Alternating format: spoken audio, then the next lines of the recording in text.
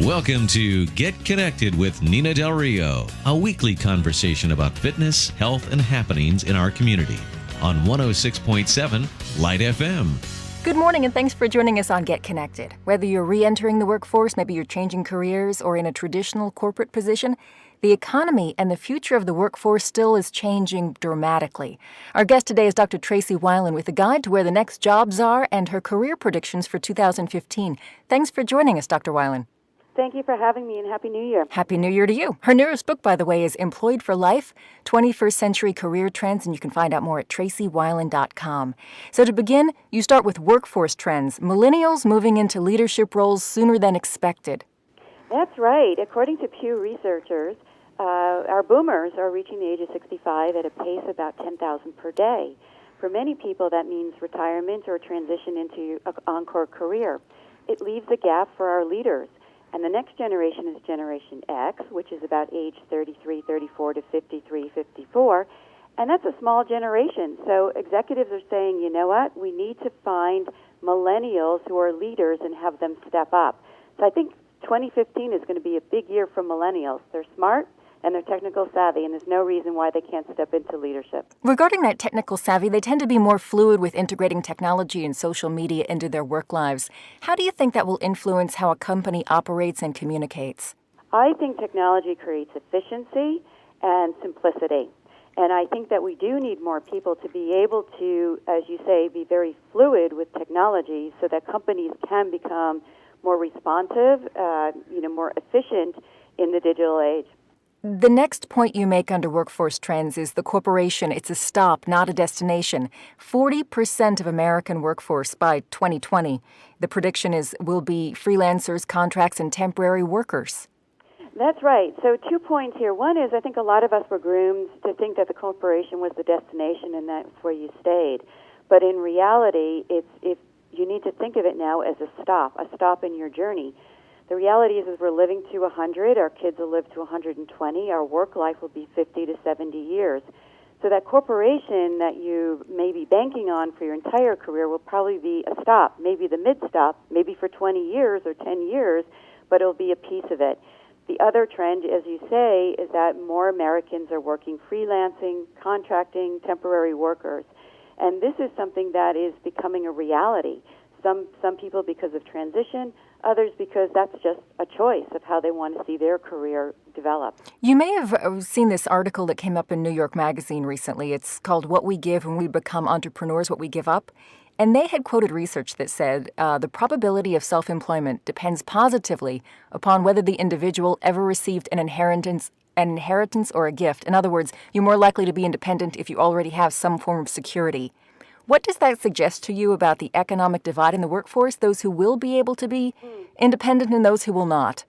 Well, that's interesting because most of the entrepreneurs that I know come from very humble backgrounds. However, the point is that you need to have some funding in place to be able to develop or live, right, while you're developing a startup. It might be that you're working as an Uber driver or working 3 jobs while you're developing your startup, as I see it where I live in Silicon Valley, or it might be that you're working in a company now and making your encore career a plan for entrepreneurism, which is more of the path that I took, so that you have your savings. I disagree that you have to inherit money to be an entrepreneur. I think it's more you need to figure out your funding mechanism, and most entrepreneurs will tell you need about a year or 2 to get started. One of the other trends that Bill Gates is on board with is your next manager may be a software bot. Yes, I tell people, just think about it. When you're doing your banking, your online banking, or your credit cards, when you call into a system, you're not talking to a person. You're actually talking to intelligent software that is routing you through a system and other intelligent software to help you resolve your problem, whether it's your balances, your what's due, fraud alert. So whatever you're looking at, this is software. This is just one example of how software has really consumed jobs, but at the same time it can create jobs. So software is a large piece. Software will continue to get more intelligent because now software is, thanks to artificial intelligence, is actually self-learning. Being technology savvy is that much more important too. I think it is. I think people have to realize that 70% of the jobs by 2020 will have a technology component. So none of us will escape that. So we all have to understand the technology in our industry. So societal trends for 2015. Already Americans aren't using their vacation time. We're not getting enough sleep. People aren't spending as much time as they'd like with their families. And that creates an opportunity, you say, for on-demand services? On demand. We've become an on-demand economy. In fact, we want our music on demand. We want our shopping on demand. We want our shipping on demand. We even want our dates on demand. And basically, people are stepping up and services are being developed. If you think about it, a lot of people shop on Amazon today.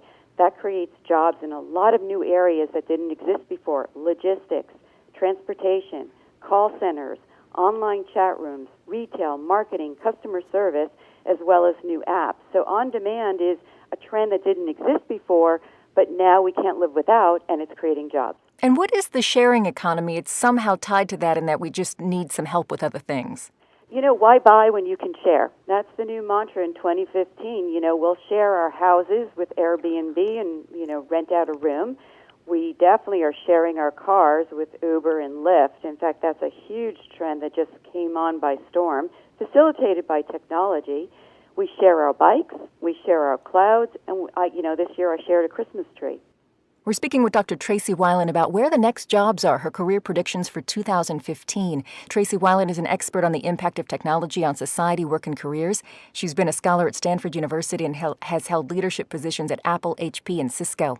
You're listening to Get Connected on 106.7 Light FM. I'm Nina Del Rio. Another trend in society, food. Food is hot. There's more organic options. Locally grown is big. Gluten-free is big. Vegetarian. How does that create jobs? Well, here's the good news. We have to eat to survive. Mm-hmm. And every year it gets reinvented over and over again, creating more and more opportunities. Plus, we have the TV shows that keep accelerating us. I was just talking to someone who said every time she watches a TV show, a cooking show, she goes out and buys tons of equipment from the culinary stores. But, we were farmers markets, didn't exist. Now they're everywhere. Farm to fork, farm to table, and now farmers are creating restaurants. So the food industry in itself is, creating new trends that people are capitalizing on, whether it's in a restaurant, a food truck, a food delivery. I can get a gourmet food made for me at dinner by a local chef for $9.95 per night delivered to my door. So we have all of these opportunities that, these trends are creating. So food is hot. Finally, sector trends. 2014, unfortunately, was by far the worst year for cybersecurity. Terrorism has increased worldwide. And ironically, that's made security a safe bet as a job sector. Yes, and I would say, sadly, that security is now a high-growth area and a place to look for jobs, whether it is cybersecurity and hacking, whether it is physical security and protecting our waterways, our gas pipelines, our marathons and our events and our kids at school, or terrorism. I was looking at terrorist jobs. The list goes on, from undercover agents to forensic data analysts to cryptographers to bomb detection to nuclear experts to biological and chemical weapons specialists. The list kept going on and on and on. So what I tell people, if you see something in the news every day, like we do security, there's probably job creation right there next to it. Healthcare is still a safe bet. I think healthcare is a healthy option for people. Look at it. From the boomer point of view, we have our active boomers who are looking for preventative health.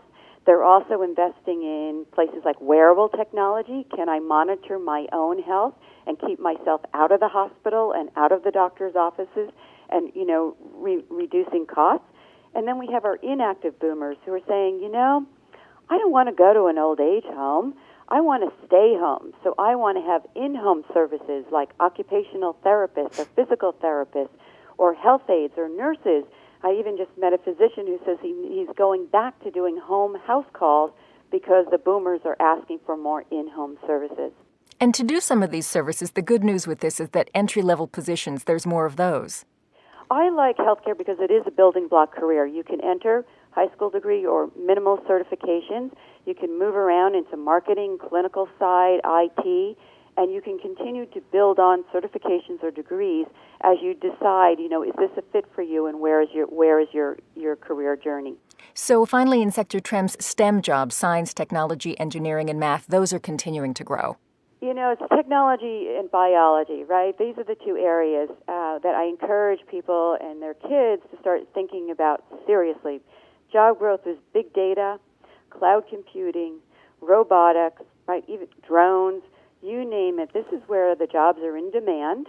This is where the jobs are in shortages, and this is where the jobs are paying. So if you have the interest and wherewithal, encourage people to look at computer science and biological research in all of those adjacent fields for next-generation career opportunities. And when you talk about shortages, you're talking about shortages of candidates who are qualified to fill the demand. Who will take those jobs? Where do they go? Are they outsourced? Well, right now there's 5 million jobs open, right, without candidates to fill it. If you look at it, I see technology as being a replacement, right? This is where the software comes in. If I can't find people to fill jobs, can I train software to fill the jobs for me? So I think that's more of a concern, and overseas talent, of course, is another area. But I would rather see our young people fill those jobs. When we're talking about STEM, too, STEM jobs are often filled by men. And just to wrap up, we're a station where most of our listeners are female. Assuming we've been to school, we can do the work. How do women make themselves more attractive as candidates and for roles in management in jobs like in STEM jobs specifically? Well, in STEM jobs, a lot of the differentiation is our, the skill sets, right? So now you can see that Microsoft, Google, and Facebook and Apple are all coming out with girl coding, right? Encouraging girls and kids to learn how to code. They're letting us know this is where the jobs are, and these are the skills that we need, right? And historically, women have ventured off into other career paths.